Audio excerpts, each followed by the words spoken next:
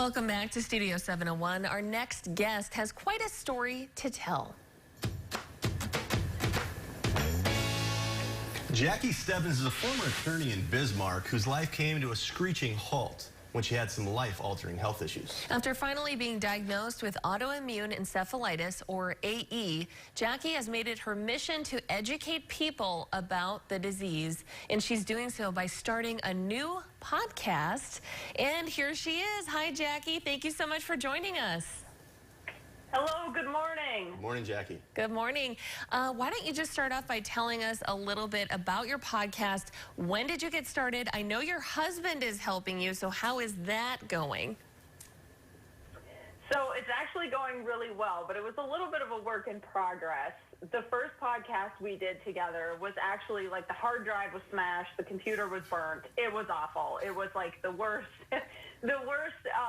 collaboration ever. We've laughed about it. People think we're exaggerating. We aren't. It was pretty bad, but we kept going. We were patient with one another. I think it was just very different kind of personalities coming together, and I struggled with a microphone in front of me because I'm used to talking with my hands, and he laughed and said he's a goofball, and a goofball shouldn't interview a trial lawyer.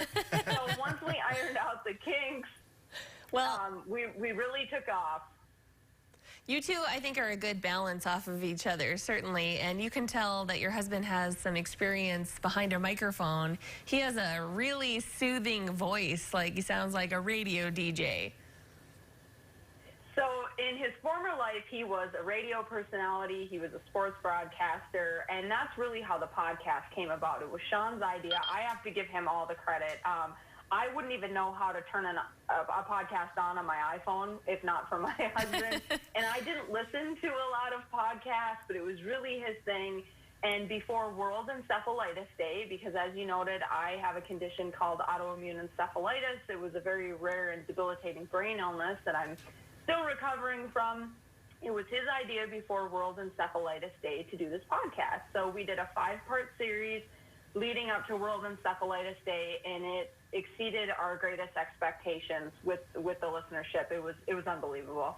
Yeah, you were telling me, I mean, you're reaching hundreds of people from all different countries. Can you tell us what you've kind of seen as far as how many people are listening to this podcast already? It truly was unbelievable. We have had over 1,000 downloads, and we've only aired 7 episodes. The 7th came out about a month ago. So we did 5 in February, and then we've done about once a month since then because we have a tiny baby, and with COVID, everyone's trying to do the work-from-home gig. So we're doing the best we can during our off hours, but we have appeared in almost 20 countries, and I believe like 150 cities nationwide. We are in almost every state: California, Kansas, Georgia. We have a big listenership in Minneapolis, Minnesota, and in my hometown of Bowman, North Dakota, something I'm very proud of. England, Israel, South Africa, you name it, we're there. Wow. South Africa to Southwest North Dakota represent Bowman listeners out there. You're spreading the good word about autoimmune encephalitis. What would you like people to know about the disease?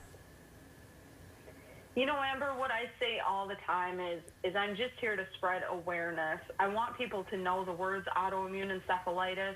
My family didn't when I was being diagnosed, and I wasn't in a mental state to even understand when I was being diagnosed. But when my brain turned back on, I learned all about autoimmune encephalitis, and I had to come to all the terms that it was never my fault. I didn't make myself sick. I had a seizure. I had checked myself into the psychiatric ward. I don't want anybody to ever have to go through what I went through. I don't want anyone to think that they've made themselves depressed, or that they have anxiety, or that they're burnt out, or that they're giving themselves seizures. It's just a really horrible, horrible disease with a very subtle onset that I say comes straight out of the devil's playbook, to be quite honest. So I want people to know about it. I want psychiatrists to know about it. I want doctors to know about it. It's a very rare illness with very devastating effects. People can die. They get very sick, as I did. So awareness is key, and I just want to talk about autoimmune encephalitis in any way I can. I write blogs. I'm writing a book. We have a podcast. So I just want to be out there on any medium. But with COVID-19, I think a podcast is a really powerful way to share a story and not have to leave your house. Absolutely. You're doing a great job of spreading the word, Jackie.